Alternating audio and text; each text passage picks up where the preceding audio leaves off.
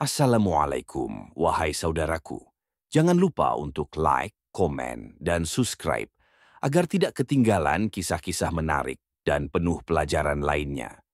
Roy dan Rismond akhirnya ditetapkan sebagai tersangka penyebar hoaks. Ribuan pendukung mereka melakukan aksi protes di depan kantor polisi, bahkan ricuh hingga aparat turun tangan. Sidang pengadilan digelar dan hakim memutuskan Roy serta Rismond. Oke, langsung saja ke ceritanya. Disclaimer, cerita ini hanyalah fiksi belaka, tidak benar adanya. Karena pada dasarnya cerita ini bertujuan untuk memberikan hiburan dan pesan moral, sebuah renungan dan pelajaran hidup. Langit sore di ibu kota negara Konoha tampak mendung ketika sebuah konferensi pers digelar di salah satu hotel mewah. Puluhan wartawan berdesakan di depan podium, menunggu dua sosok yang sudah lama dikenal publik, Roy Suryo dan Rismond. Keduanya terkenal sebagai tokoh yang sering mengkritik kebijakan pemerintah, meski kadang tudingan mereka kontroversial. Teman-teman media, hari ini kami akan membongkar sebuah skandal besar, ujar Roy dengan nada tinggi, begitu memasuki ruangan bersama Rismond. Kamera-kamera segera menyala, blitz berkelip, dan suasana menjadi tegang. Roy lalu mengangkat setumpuk kertas memperlihatkan salinan dokumen yang katanya adalah bukti kecurangan besar. Saudara Samsul, wakil presiden negara Konoha, telah memalsukan ijazah pendidikannya. Dia mengaku lulusan universitas ternama di Singapura, padahal tidak pernah benar-benar kuliah di sana. Suasana konferensi pers mendadak gemuruh. Para wartawan saling berbisik, beberapa langsung menuliskan judul berita, sementara yang lain mencoba menahan keterkejutan.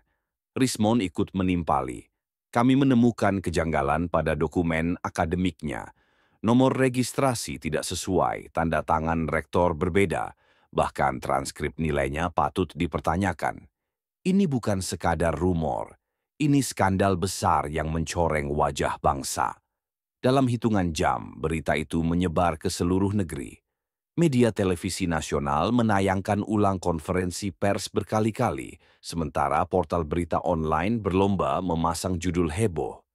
Ijazah palsu, wakil presiden, Samsul terbongkar. Roy Suryo and Rismond, Samsul bohongi publik. Publik pun geger. Di warung kopi, di kantor, di sekolah, bahkan di dunia maya.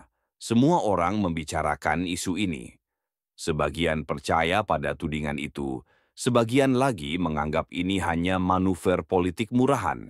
Di Twitter, tagar ijazah palsu langsung menjadi trending nomor 1. Sementara di Facebook, ribuan komentar bermunculan, ada yang menghujat Samsul, ada pula yang membelanya habis-habisan. Namun yang paling menarik perhatian adalah sikap Samsul sendiri.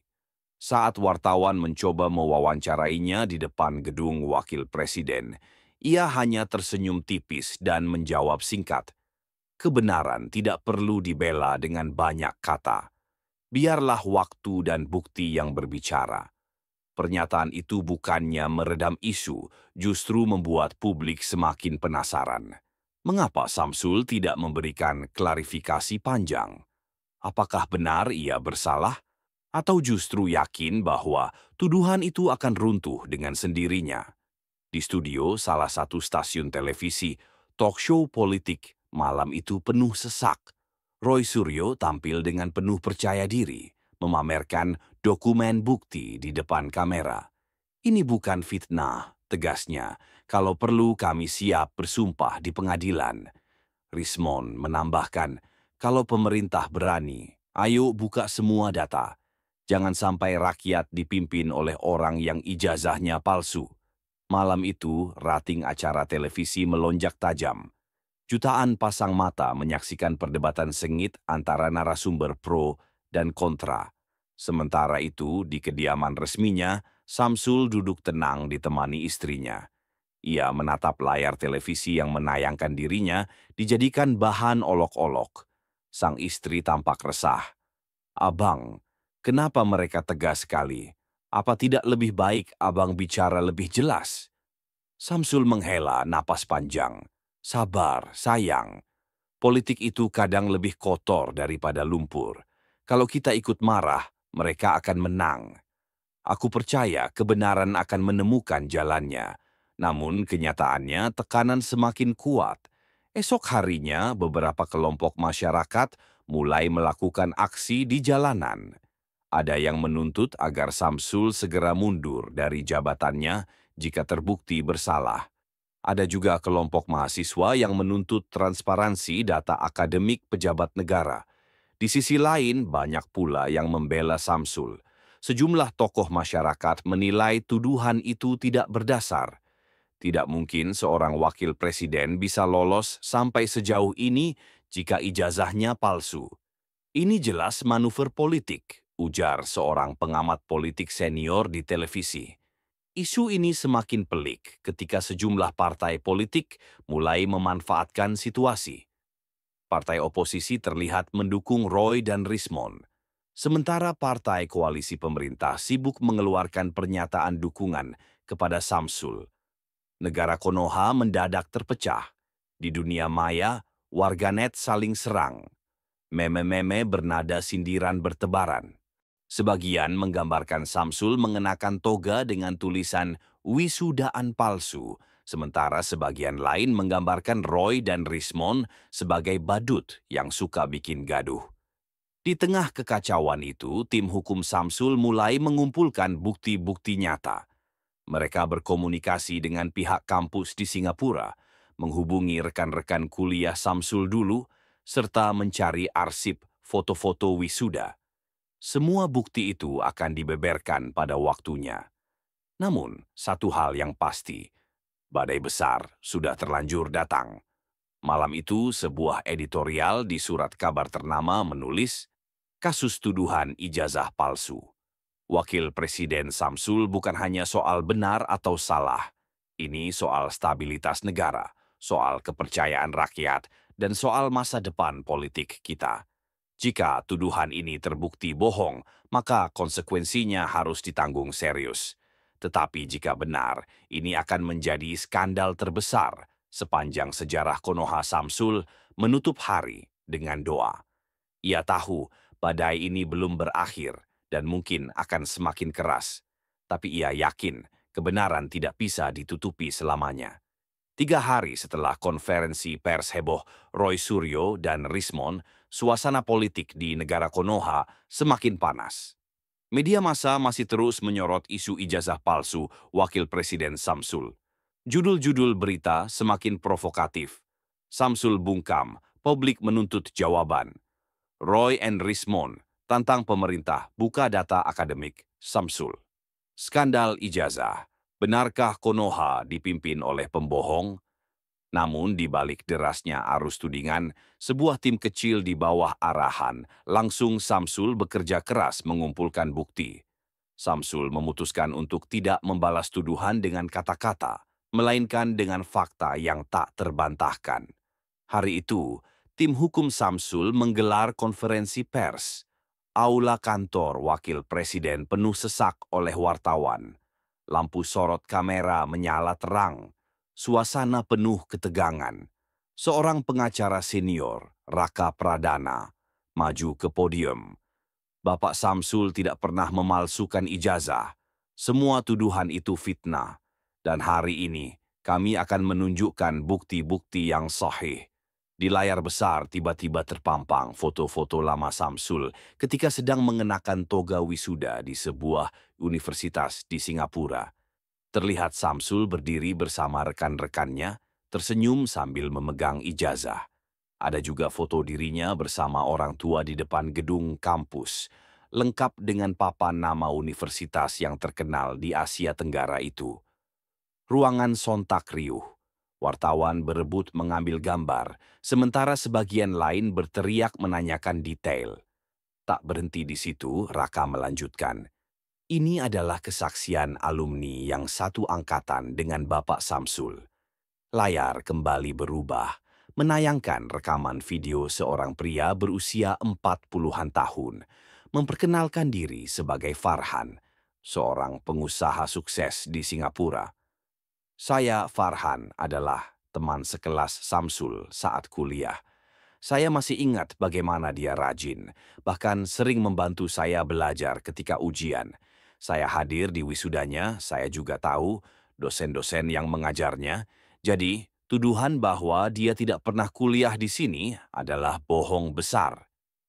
Suasana konferensi pers semakin panas. Beberapa wartawan terlihat mengangguk-angguk, sebagian lainnya langsung mengetik cepat di laptop mereka. Lalu, klimaksnya, Raka mengangkat sebuah map berisi dokumen.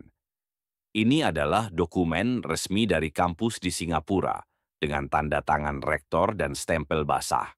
Dokumen ini membuktikan bahwa Samsul adalah lulusan sah universitas tersebut. Legalitasnya bisa diverifikasi kapan saja wartawan langsung bersorak. Sebagian memotret dokumen dari layar, sebagian lain mulai melakukan verifikasi cepat dengan menghubungi kontak kampus yang tertera. Dalam hitungan jam, berita tentang bukti-bukti ini menyebar ke seluruh negeri. Banyak media yang menulis, foto wisuda and dokumen resmi Samsul terungkap, atau kesaksian alumni Singapura, bungkam tuduhan ijazah palsu. Namun, Roy Suryo dan Rismond tidak tinggal diam. Dalam sebuah wawancara eksklusif di salah satu stasiun televisi, Roy berkilah, foto bisa direkayasa. Teknologi sekarang canggih. Jangan mudah percaya, Rismond menimpali. Kesaksian alumni bisa dibayar. Dokumen bisa dipalsukan.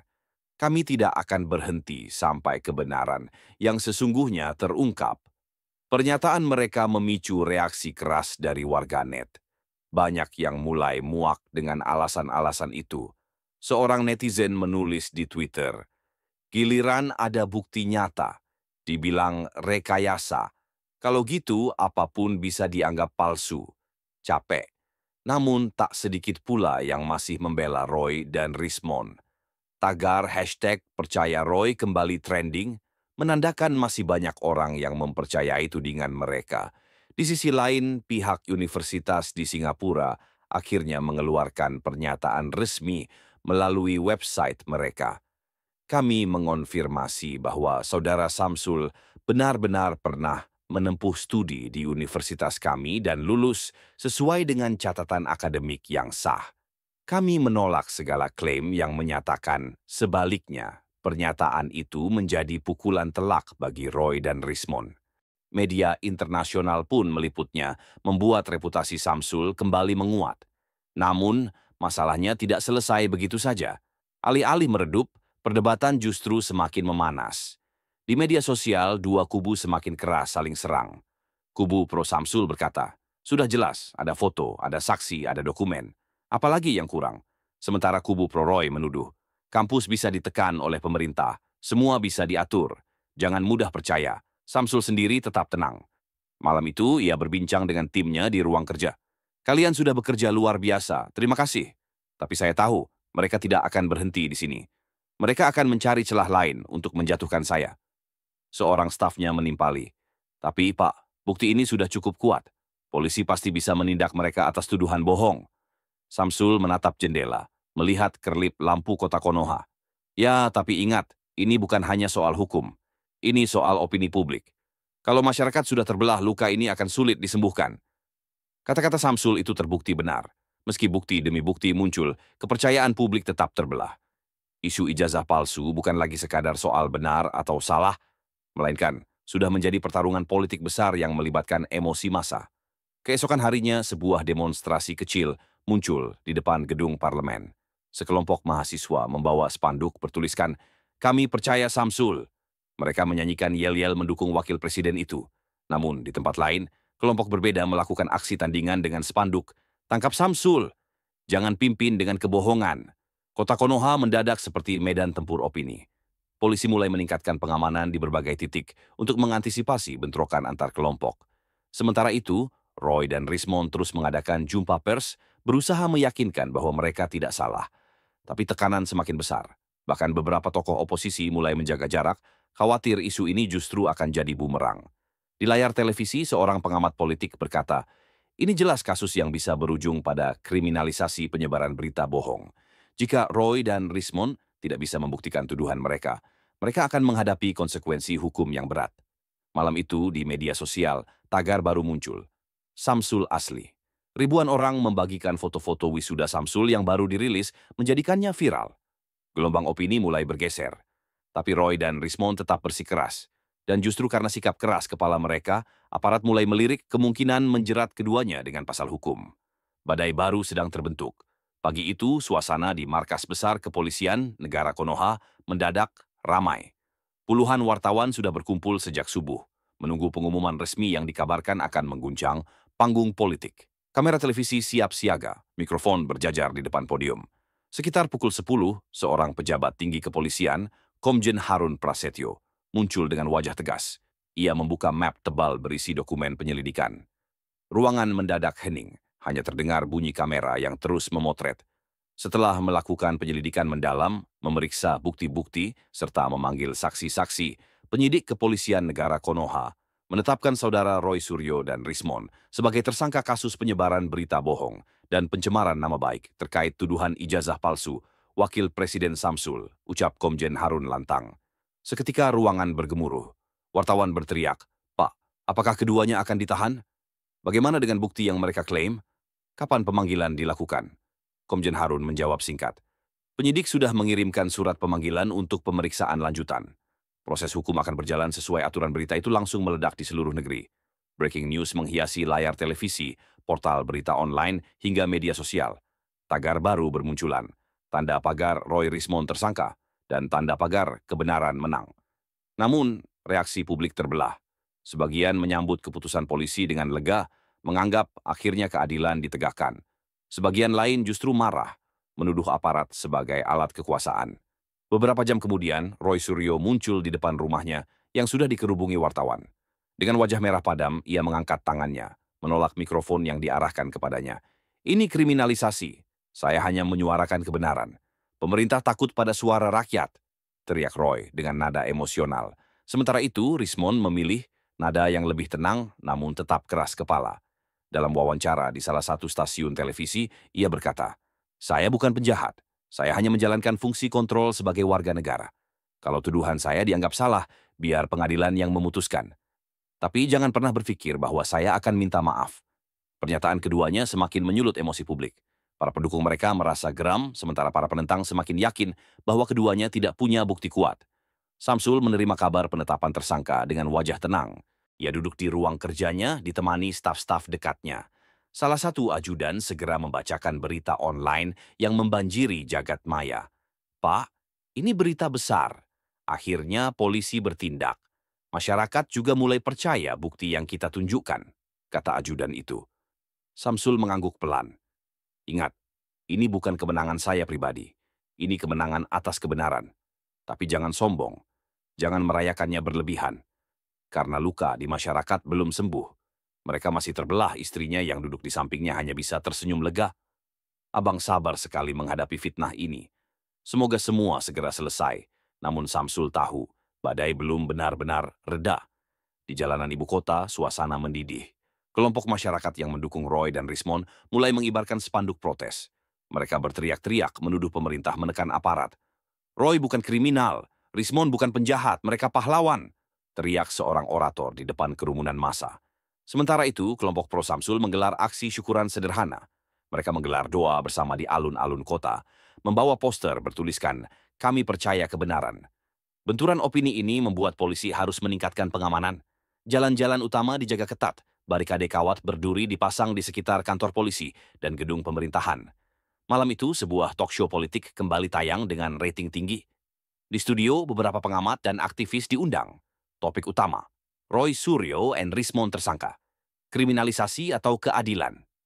Seorang pengamat hukum berkata, dari sudut pandang hukum, jelas ada unsur pencemaran nama baik. Mereka menuduh tanpa bukti yang sah, sementara pihak Samsul berhasil menghadirkan dokumen asli. Namun, seorang aktivis oposisi membantah. Ini jelas pembungkaman. Kalau benar, biar pengadilan yang buktikan. Jangan buru-buru menetapkan tersangka. Debat berlangsung panas, penonton di studio pun ikut berteriak-teriak. Malam itu, jutaan orang kembali terpaku di depan layar kaca. menyaksikan polemik yang seolah tak ada habisnya. Di tengah semua hiruk-pikuk itu, Samsul akhirnya memutuskan untuk bicara kepada publik. Dalam sebuah pidato singkat yang disiarkan langsung, ia berkata dengan suara tenang, "Saudara-saudara sebangsa dan setanah air, tuduhan yang diarahkan kepada saya adalah fitnah. Tapi saya memilih untuk sabar dan menyerahkan semuanya pada proses hukum. Saya percaya pada keadilan. Saya juga meminta masyarakat untuk tidak terpecah, tidak saling membenci. Mari kita hormati hukum. Mari kita jaga persatuan." Pidato itu mendapat sambutan hangat dari banyak kalangan.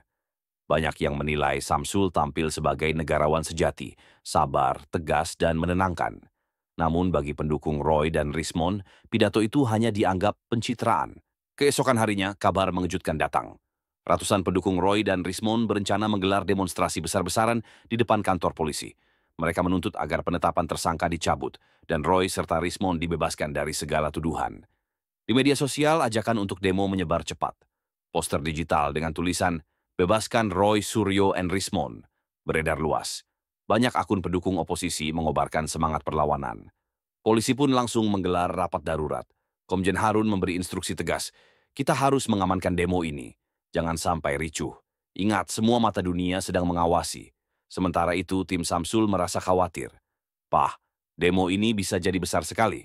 Bisa meluas ke kota-kota lain," kata seorang staf intelijen.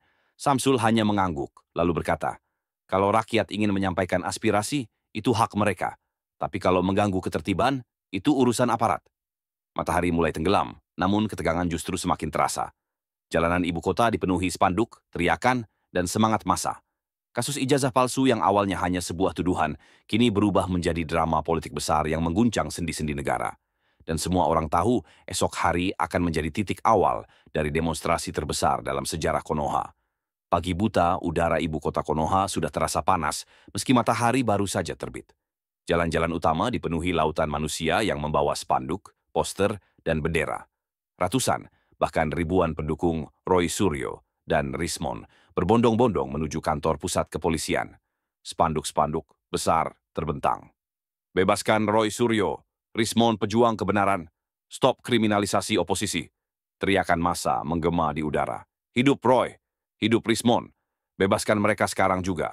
Polisi sudah bersiaga sejak dini hari. Barikade kawat berduri dipasang mengelilingi gedung, ratusan aparat lengkap dengan tameng berdiri berbaris. Truk anti huru-hara diparkir di sudut jalan, seolah bersiap menghadapi kemungkinan terburuk. Suasana tegang. Media massa menyiarkan langsung dari berbagai sudut. Jutaan orang menonton dari rumah, menyaksikan bagaimana ibu kota mendadak berubah menjadi lautan protes. Di atas mobil komando, seorang orator berteriak menggunakan pengeras suara. "Saudara-saudara, kita berkumpul di sini bukan untuk kekerasan, tapi untuk keadilan. Roy dan Rismond adalah suara rakyat. Mereka bukan penjahat, mereka bukan pembohong. Mereka korban rezim yang takut pada kebenaran." Massa berteriak serempak, "Bebaskan! Bebaskan!" Beberapa aktivis ikut berorasi, menyebut bahwa kasus ini hanyalah cara pemerintah untuk membungkam oposisi. "Kalau tokoh kritis di penjara, besok kita semua bisa bernasib sama." Semangat massa semakin membara. Mereka menyanyikan yel-yel, mengibarkan bendera, bahkan sebagian menyalakan kembang api di udara.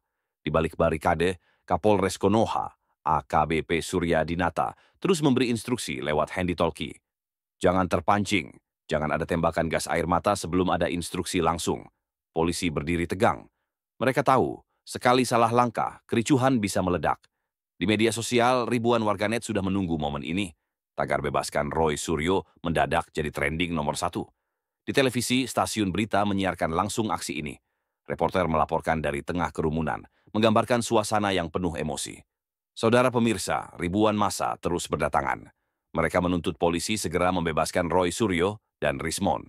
Suasana sejauh ini masih terkendali, meski sempat ada dorong-dorongan kecil antara massa dan aparat.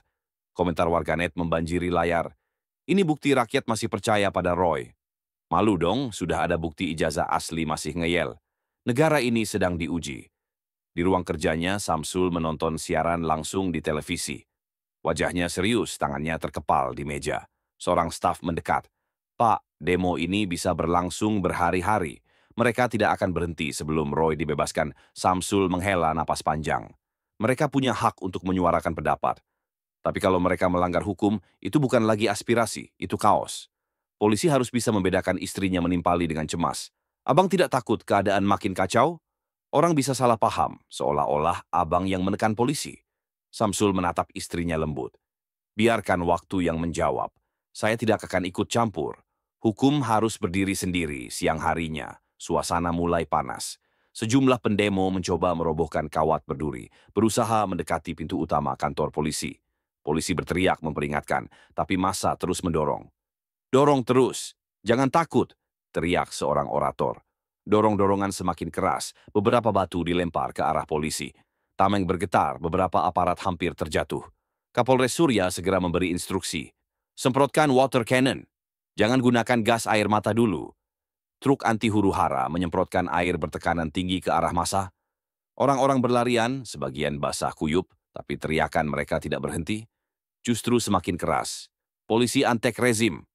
Suasana semakin panas. Kamera televisi menangkap momen dramatis ini, menyiarkannya ke seluruh negeri. Di media sosial, rekaman bentrokan menyebar cepat. Video polisi menyemprotkan water cannon viral, memicu ribuan komentar. Ada yang menulis, polisi kejam, rakyat cuma minta keadilan. Ada pula yang menimpali. Mereka sendiri yang mulai ricuh. Jangan salahkan aparat. Tagar baru muncul, hashtag Save Roy Rismond, dan hashtag Dukung Polisi. Pertarungan opini semakin sengit. Sore hari, Menteri Dalam Negeri Konoha menggelar konferensi pers mendadak. Kami menghormati hak menyampaikan pendapat, tapi kami tidak akan mentolerir aksi anarkis. Aparat akan menindak tegas siapapun yang mencoba mengganggu ketertiban umum. Pernyataan itu disambut beragam reaksi. Pendukung Samsul merasa lega, tapi pendukung Roy semakin marah. Malamnya, jumlah massa tidak berkurang. Mereka mendirikan tenda di sekitar kantor polisi, membawa logistik untuk bertahan berhari-hari. Beberapa organisasi mahasiswa mulai ikut bergabung, membuat suasana semakin riuh. Di hari ketiga demo, suasana mencapai puncak. Ribuan massa dari luar kota berdatangan, memperbesar kerumunan. Polisi harus menutup sebagian jalan utama.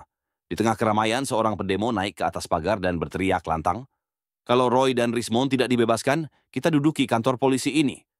Teriakan itu memicu kepanikan. Massa mulai merangsek maju. Polisi pun tak bisa lagi menahan diri. Gas air mata ditembakkan membuat kerumunan kacau balau. Orang-orang berlarian, ada yang jatuh, ada yang pingsan, ada pula yang ditangkap karena melempari polisi dengan batu. Media menyiarkan adegan itu secara langsung. Seluruh negeri menyaksikan bagaimana demo yang awalnya damai berubah menjadi ricuh besar. Di istana, Samsul menutup mata sejenak, mendengar laporan ajudannya. "Pak, situasi semakin memburuk. Puluhan pendemo ditangkap. Polisi sudah kewalahan," Samsul bergumam lirih. "Beginilah jadinya kalau kebohongan dipelihara terlalu lama. Luka bangsa ini makin dalam." Ia tahu, meski bukti kebenaran sudah jelas, perang opini dan perpecahan sosial belum akan berhenti dalam waktu dekat. Demo besar-besaran itu menjadi titik balik. Aparat berhasil menguasai keadaan, tapi kerusakan sudah terjadi. Ratusan orang terluka, puluhan ditangkap. Kasus ijazah palsu kini bukan lagi sekadar isu hukum. Ia telah menjelma menjadi krisis politik dan sosial terbesar dalam sejarah Konoha. Dan semua mata kini menunggu. Apa langkah selanjutnya? Krisis yang bermula dari tudingan ijazah palsu kini menjelma badai besar. Setelah demonstrasi yang ricuh di depan kantor polisi, suasana negeri Konoha tidak pernah lagi sama. Media, masyarakat, bahkan dunia internasional kini menyorot kasus ini dengan cermat. Hari itu, berita utama di semua surat. Kabar sama. Demo Roy Rismond ricuh, ratusan luka, puluhan ditangkap. Foto-foto kaos menghiasi halaman depan. Massa berlari menghindari gas air mata. Aparat berbaris dengan tameng. Pendemo terkapar di jalan dengan wajah berlumuran darah. Di rumah sakit ibu kota, puluhan korban luka masih dirawat. Para relawan sibuk mendata nama-nama korban dan menyebarkannya di media sosial. "Ini bukti polisi brutal," teriak seorang aktivis di depan kamera wartawan. Namun di sisi lain, video pendemo melempari polisi dengan batu dan molotov juga viral. Publik pun terbelah. Di media sosial, perang opini semakin sengit. Tagar bebaskan Roy Suryo dan dukung polisi terus bergantian menempati trending. Warganet menekan pemerintah agar tidak kalah oleh massa. "Kalau aparat mundur, hukum di negeri ini tamat," tulis seorang influencer. Sebaliknya, pendukung Roy menuding rezim sedang menindas rakyat. Roy hanya bicara kebenaran. Kenapa harus dipenjara? Desakan datang dari dua kubu. Dari pihak pro Samsul, hukum harus ditegakkan. Dari pihak pro Roy, pembebasan tanpa syarat. Beberapa hari kemudian, Roy Suryo dan Rismond dihadirkan ke sidang perdana di Pengadilan Negeri Konoha. Jalan menuju pengadilan dijaga ketat. Ribuan polisi dikerahkan. Di ruang sidang, suasana mencekam. Kamera televisi menyorot wajah Roy yang tenang, sementara Rismond terlihat gelisah. Jaksa penuntut membacakan dakwaan bahwa terdakwa Roy Suryo dan Rismond secara sengaja menyebarkan informasi bohong yang menimbulkan kegaduhan publik, melanggar pasal sekian tentang penyebaran hoaks. Roy hanya tersenyum tipis, lalu berkata dengan lantang, "Saya tidak merasa bersalah, saya hanya menyuarakan kecurigaan rakyat. Kalau itu disebut kejahatan, maka saya bangga berdiri di sini." Sorak-sorai kecil terdengar dari bangku pendukung Roy, tapi hakim langsung mengetuk palu. "Tenang, sidang harus tertib." Sementara itu, di balik layar, tekanan politik semakin besar. Beberapa partai oposisi memanfaatkan momentum ini. Mereka menyebut kasus ini sebagai bentuk kriminalisasi. Seorang ketua partai berkata di televisi, "Hari ini Roy dan Rismond yang dipenjara. Besok bisa siapapun dari kita. Pemerintah tidak boleh anti kritik." Namun partai-partai pendukung pemerintah balik menuding. Inilah akibat oposisi tidak bertanggung jawab. Mereka menciptakan kebohongan untuk merusak stabilitas. Konoha pun terasa terbelah dua. Mereka yang percaya pada kebenaran Samsul dan mereka yang membela Roy atas nama kebebasan berpendapat. Di Istana Wakil Presiden, Samsul duduk termenung di ruang kerjanya. Berkas-berkas laporan demo dan sidang menumpuk di meja. Seorang staf senior berkata, "Pak, kondisi negeri makin panas. Rakyat terbelah. Banyak yang mulai salah paham, seolah-olah Bapak yang menekan kasus ini." Samsul menghela napas. "Saya tidak pernah meminta siapapun ditangkap. Saya hanya ingin kebenaran terungkap. Tapi sayangnya, sebagian orang memilih percaya pada kebohongan." Istrinya masuk, meletakkan secangkir teh. "Abang harus kuat, biar waktu yang buktikan siapa yang benar." Samsul mengangguk pelan. Ia tahu sejarah akan mencatat semuanya, tapi jalan menuju kebenaran penuh darah dan air mata. Hari demi hari, sidang terus berlanjut. Bukti-bukti ditampilkan. Foto wisuda Samsul di Singapura, testimoni alumni, dokumen asli dari universitas. Semuanya sahih. Hakim bahkan menghadirkan saksi ahli forensik dokumen yang menegaskan tidak ada yang janggal dengan ijazah Wakil Presiden Samsul. Ini asli dan sah, ruangan sidang hening. Roy tersenyum sinis, seakan tak percaya. Rismond menunduk dalam-dalam. Jaksa kemudian berkata, "Maka jelas tuduhan terdakwa tidak berdasar dan telah menimbulkan kericuhan nasional." Hari yang ditunggu tiba. Ruang sidang penuh sesak, media menyiarkan langsung. Hakim mengetuk palu, lalu membacakan putusan. Dengan mempertimbangkan bukti dan fakta di persidangan, majelis hakim memutuskan terdakwa Roy Suryo dan Rismond bersalah menyebarkan berita bohong yang menimbulkan kegaduhan. Menjatuhkan hukuman penjara masing-masing selama 3 tahun, ruang sidang mendadak ricuh. Pendukung Roy berteriak, "Zalim! Hukum dikendalikan rezim." Roy tetap tersenyum, lalu mengangkat tangan dan berteriak, "Saya tidak takut. Perjuangan belum selesai." Putusan ini menimbulkan gelombang baru. Sebagian masyarakat lega, merasa keadilan ditegakkan. Namun sebagian lain marah, menganggap Roy dikorbankan. Demo masih terjadi di beberapa kota, meski tidak sebesar sebelumnya. Polisi tetap bersiaga menjaga kemungkinan kericuhan susulan. Warganet kembali memanas. Ada yang menulis, "Akhirnya hukum ditegakkan. Roy adalah korban politik. Sejarah akan membebaskannya." Negeri Konoha benar-benar terbelah. Di tengah semua hiruk-pikuk, Samsul tampil di televisi nasional. Wajahnya serius, tapi suaranya tenang. "Saudara-saudara sebangsa Konoha, saya tahu negeri ini sedang diuji. Ada yang percaya, ada yang tidak. Tapi saya mohon, jangan kita biarkan kebohongan merusak persatuan. Perbedaan pendapat itu wajar, tapi jangan sampai kita saling menghancurkan." Pidato itu viral. Banyak yang menilai Samsul menunjukkan kebesaran jiwa, meski jadi korban fitnah. Perlahan, tensi publik mulai mereda. Demo mengecil, warganet mulai bosan dengan perdebatan. Kehidupan kembali normal, meski luka sosial tetap terasa.